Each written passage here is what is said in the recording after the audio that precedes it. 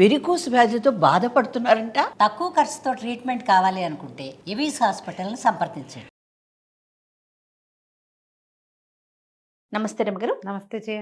రమ్మగారు, దెయ్యం కథ ఒకటి చెప్తారా? దయ్యాల కథ చెప్తాం. చెప్పండి. ఏంటి 4, 5, 10, 15 ఉన్నాయా? చెప్తాను చూడు. పూర్వం అప్పట్లో నౌకా వ్యాపారాలు అవి ఉండేవి కదా. మన వాళ్ళు ఎక్కడికో పోయి ఎక్కడో బిజినెస్ చేసుకుని వచ్చేవాళ్ళు.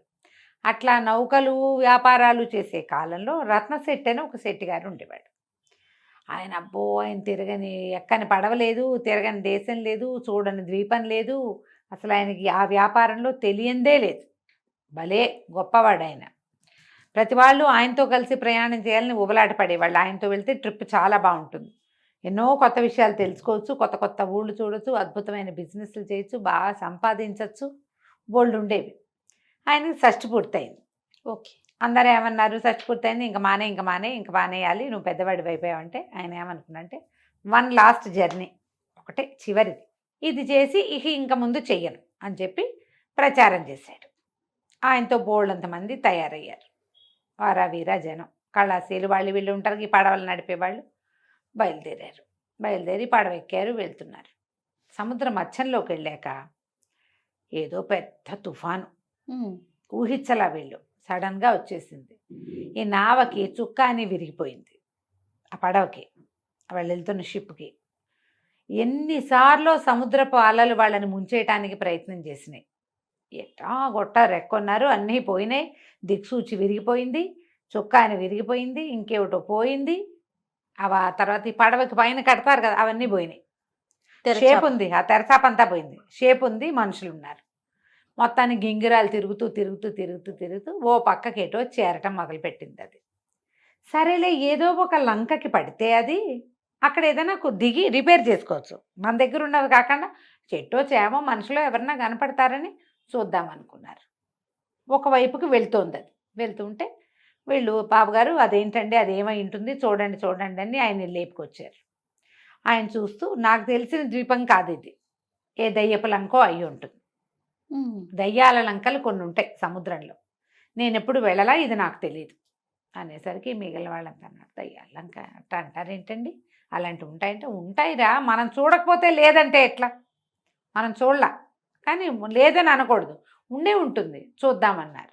దగ్గరికి వెళ్తుంటే అది ఎట్లా కనపడుతుంది, చాలా చక్కగా, బాగా పెద్ద కొండ, కిందంతా ఏవో తోటలు దొడ్లుగా, అదేదో అడవి వెర్రెత్తినట్టు లేదు, ప్లాండ్గా పెంచినట్టుగా కనపడుతుంది. బాగా మోకాల కంటే తక్కువగా ఉన్నటువంటి గడ్డి, ఏవో తిరుగుతున్నాయి, గొర్రెల్లాగా కనపడుతుంది. వీళ్ళన్నారు, దయ్యపు లంక అయితే ఇట్లా ప్లాండ్గా ఎలా ఉంటుంది, మనుషులు ఉన్నారు డెఫినెట్గా ఇక్కడ, అది చూద్దామన్నాడు. ఈయనేం మాట్లాడలే. ఈయన ఏమన్నాడు, ఏదైనా సరే మనం అక్కడికి వెళ్ళాల్సిందే, ఎక్కడో ఒక చోటకి ఈ బండి, ఈ నావని పట్టించాలి, ఏదో పక్కకి మనం వెళ్ళాల్సిందే, చూద్దాం. అక్కడ వాళ్ళ సహాయం లేకుండా మళ్ళీ మనం ఇల్లు చేరటం కల్లా ఇక్కడ ఏదైనా దిక్సూచి ఏర్పరచుకోవాలి, ఈ చుక్కాని విరిగిపోయింది దీన్ని సరి చేసుకోవాలి, తెరచాప సరిదైపోయింది దాన్ని సరి చేసుకోవాలి, చేయాల్సిందేగా, పదండి వెళ్దామన్నాడు. అనేసరికల్లా సరే పడవ దానికి పట్టేసింది. దగ్గరికి వెళ్ళాక వీళ్ళకి తెలిసింది, భవనాలు ఉన్నాయి, తోటలు ఉన్నాయి, పెద్ద గడ్డి మైదానాలు, గొర్రెలు తిరుగుతున్నాయి, కాబట్టి డెఫినెట్గా మనుషులు ఉంటారు భావించారు. సరే ఏం చేశారు, ఈయన రత్నశెట్టి ఇంకా కొంతమంది కళాశీలు దిగారు.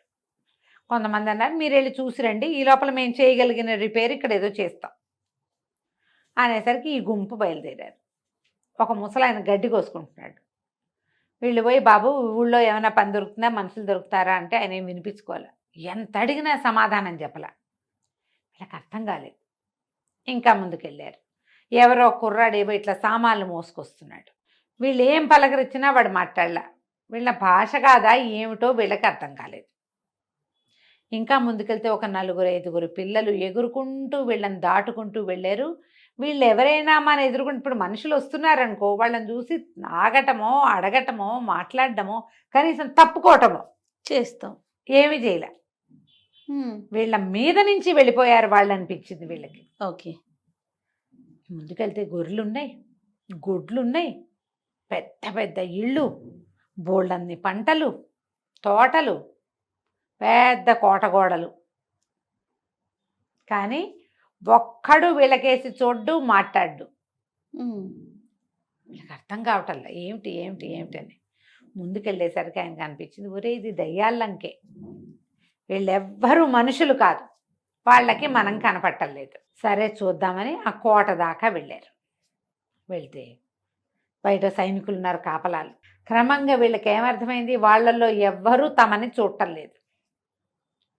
దారిలో చెట్లు కాయలు కనపడుతున్నాయి, కోసుకుని తిన్నారు, ఎవ్వరు ఏమంటలే. సరే లోపలికి వెళ్ళారు. ముందుకెళ్తే పెద్ద కోట, సైనికులు కాపలా ఉన్నారు. కోట దాటి గేట్ దాటి లోపలికి వెళ్ళారు.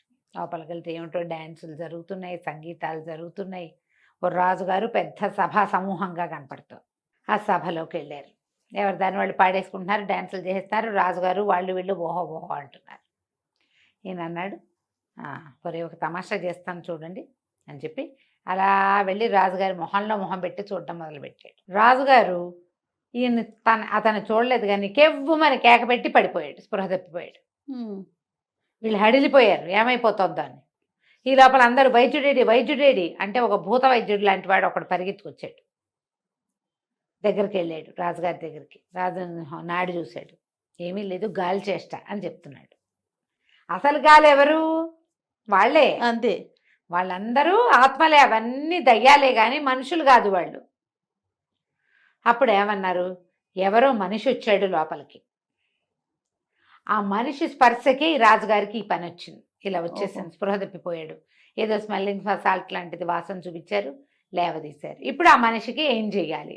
అందరూ అటు ఇటు చూస్తున్నారు, ఎవరికి వీళ్ళు కనపట్ల, వీళ్ళు మాత్రం అన్నీ చూస్తున్నారు. అప్పుడు ఏమన్నాడు భూత వైద్యుడు, అలా కాదు, ఆహార పదార్థాలు వండండి బాగా అంటే అన్నీ వండారు. వండి అక్కడ పెట్టారు, పట్టుకొచ్చారు. అప్పుడు దండాలు పెట్టించాడు అందరితోటి. ఓ మనుషులారా, మీరెవరో, ఓ మనిషి నువ్వు ఇక్కడే ఉండుంటావు, మమ్మల్ని వదిలిపెట్టేసి ఇక్కడ ఉన్న ఆహార పదార్థాల్లో నీకేం కావాలంటే అది తిని మమ్మల్ని వదిలిపెట్టి వెళ్ళిపో.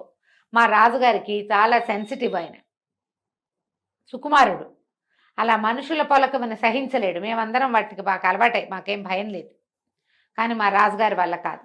కాబట్టి కావలసిన ఆహారం తినేసి మమ్మల్ని వదిలిపెట్టి వెళ్ళిపో. ఇవన్నీ దయ్యాలే కానీ పంటలు కాయలు అన్నీ నిజమే. వాళ్ళన్నీ పనులు చేసుకుంటారు. శుభ్రంగా వండి పెడితే వీళ్ళు 11 మందో 12 మందో వెళ్ళారు, కళాశీలు వీళ్ళంతా. శుభ్రంగా ఆకులు వేసుకుని జామన ఉన్నదంతా శుభ్రంగా తినేశారు. తిన్నారు. అక్కడి నుంచి ఈ మొత్తం కోటంతా తిరిగి తమకి చుక్కానికి కావలసిన వస్తువులన్నీ సేకరించుకున్నారు. ఈ ఆహారం ఇంత మూట కట్టుకున్నారు. అక్కడ ఉన్నారుగా కొంతమంది, అన్ని మూటలు మోసుకెళ్ళారు.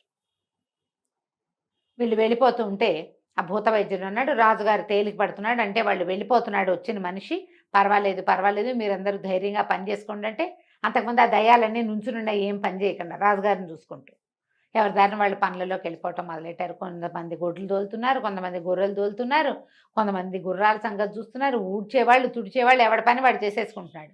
వీళ్ళు వాళ్ళ మధ్యలోంచి తమకు కావాల్సిన సామాన్లన్నీ మోసుకుని తిండి కూడా మోసుకుంటూ నడుచుకుంటూ వెళ్ళిపోయారు.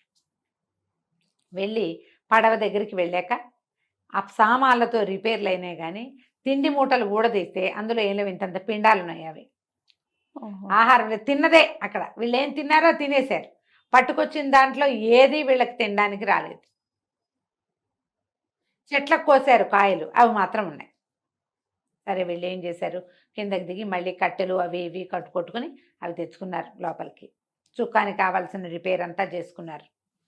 లోపల సామాన్లలో ఎప్పటివో పురాతన సామాగ్రి, దయ్యాలు వాడవు పెట్టవు, వాటిని దిక్సూచులు అవి ఉన్నాయి. ఇక్కడికి పడవల్లోనే వచ్చేవాళ్ళు, వాళ్ళు బహుశా అంతా చచ్చిపోయారు, ఏనాటిదో అది. సరే ఆ దిక్సూచి కూడా ఒకటి పట్టుకొచ్చుకున్నారు. వచ్చాక చూసుకుని తమ ఊరు ఏ వైపు ఉందో ఆ వైపుకి ప్రయాణం మొదలుపెట్టి నిదానంగా వెళ్ళిపోయారు. ఊరు చేరాక మేము దయ్యపు లంక చూసాం, అందులో ఇలా ఉంది అలా ఉందని రోజుల తరబడి చెప్పుకున్నారు వాళ్ళు. కానీ మళ్ళీ ఇంకా ఏ ప్రయాణంలోనూ వాళ్ళు ఆ లంకని చూడలేదు. రత్నశెట్టి గారు ఆ తర్వాత ఇంకా వెళ్ళాల. ఇదే మంచి లాస్ట్ ట్రిప్ ఏదైతే చేసామో అది ఒక అద్భుతమైన ట్రిప్పు. వాళ్ళు చూస్తుండగానే వాళ్ళు వండుకున్న ఆహారం వాళ్ళకి తెలియకుండా తినేసాం మనం. అది ఎంత బాగుంది ఎక్స్పీరియన్స్, అద్భుతమైన ఎక్స్పీరియన్స్. మనం భయపడలా, అవి భయపడ్డాయి మన చూసి. అంతే. రాజుగారు స్పృహ పెడిపోయాడు కదా. ఈ కబుర్లే చెప్పుకుంటూ ఉండేవాళ్ళు ఎంతకాలమో. ఇప్పటిదాకా నేను చేసిన అన్ని ట్రిప్పులు ఒక ఎత్తు, ఆఖరి దయ్యపులంకకి వెళ్ళిన ట్రిప్పు మరో వేరేది అని అందరికీ చెప్పుకుంటూ ఉండేవాడు. కథ కంచికి మనం ఇంటికి. బాగుందండి. నమస్తే రమ్మగారు. నమస్తే.